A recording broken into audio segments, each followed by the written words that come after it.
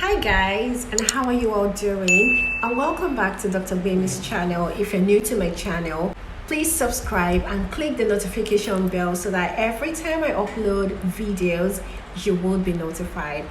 So today I decided that I would start the medical series.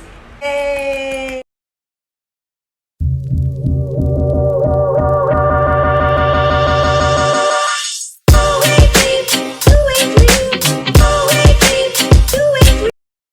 Yes, I've always wanted to do this medical series because I feel a lot of people will benefit from it. So presently, I am a medical officer at a private hospital here in Nigeria.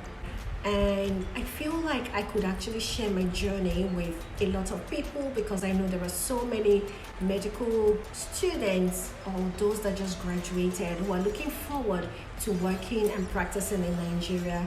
I know people might have told you it's difficult, it's challenging. That's the truth, and that's why Dr. Bemmy is here to break everything down. And I'm also looking forward to hear from you as well, especially when you eventually cross all these hurdles and then you are now a licensed medical doctor in Nigeria. So let's get started. Now, before the exam, there are some things that you need to put in place. Yes, you have to make sure that you have all your documents sorted out from wherever country or from your school, because you're going to need the verification of all these documents, especially your medical certificate. So to write the MDCN, it's called MDCN. It is the Medical and Dental Council of Nigeria. So it's a body and they are the ones that conduct the exam. So first of all, you need to do a registration online.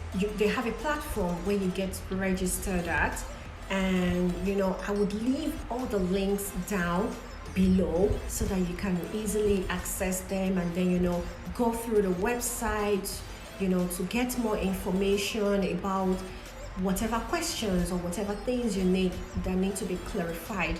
And if you know other people, you can reach out to them as well, those that have written the exams. You can mail me as well, and I would be glad to answer a lot of your questions. Okay, so after you've done your registration online, there is one important thing that needs to be done, and that is your EPIC verification. So EPIC is used to verify all documents from different countries, because that is the body that MDCN uses. They are the ones that verify all documents, especially for health professionals. So you need to register with them, create an account, and then they communicate with your medical university.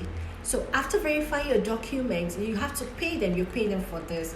I feel like I would have to explain this in another video entirely, whereby I will break down the whole process of EPIC verification.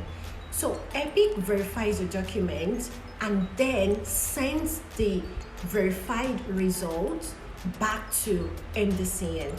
You need your EPIC verification for your induction. If prior to your induction you haven't been verified by EPIC, you cannot have your induction, because MDCN needs your verified results to be sure that you've passed through the medical phase and you have a genuine result, and in that way they can welcome you into the Nigerian medical body.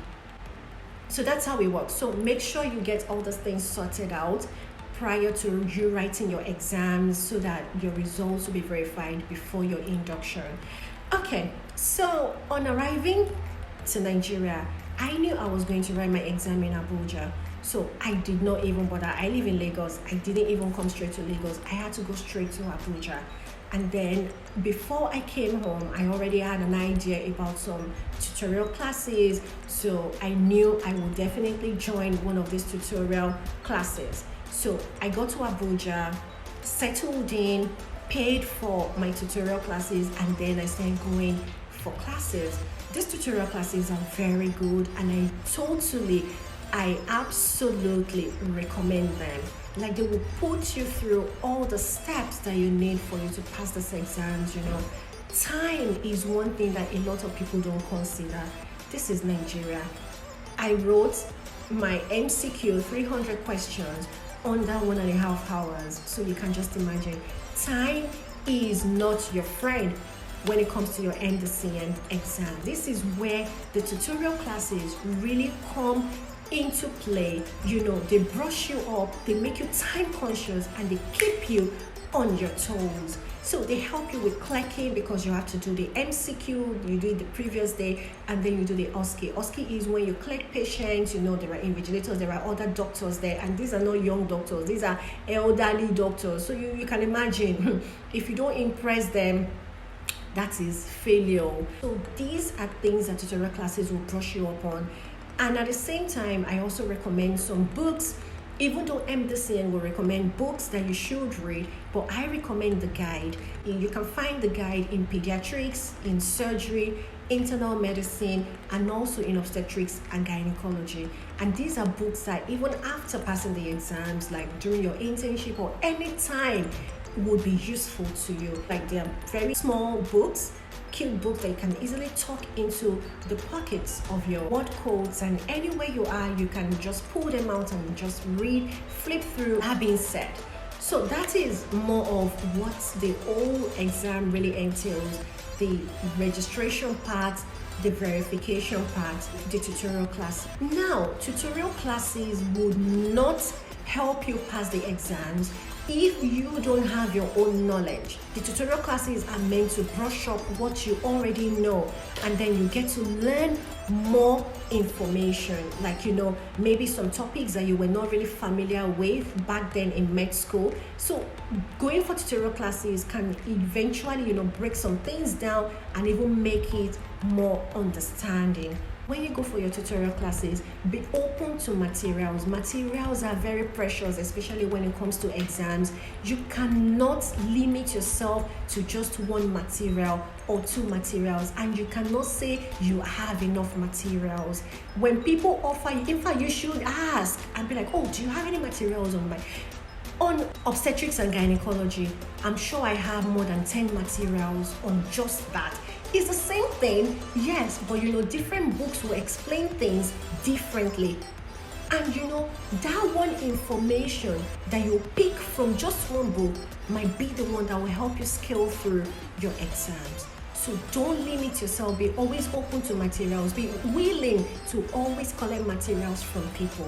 Basically, that's just all you need for this exam. Make sure you study hard. And this is a message to medical students. If you're planning to write this exam, this is the time for you to start dotting your I's and crossing your T's. If there are topics that you don't really understand right now in med school, make sure you understand them, especially when it comes to pediatrics, obstetrics and gynecology, surgery, internal medicine. You should be really conversant with all these courses.